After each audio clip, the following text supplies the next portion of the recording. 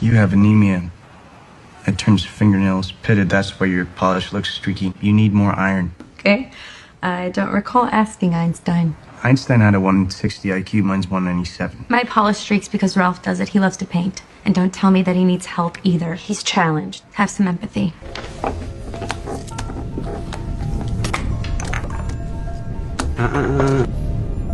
Look at Sylvester and him. Do you know what they're doing? He's playing chess with a grandmaster who's about to lose. Walter, you see this? Checkmate in 8 moves. This kid is amazing. And he doesn't like to paint your nails. He does it because he wants to hold your hand, but he can't process physical contact. So help him, or he will never connect with you. I'm sorry to be the bearer of bad news, but your son is a genius.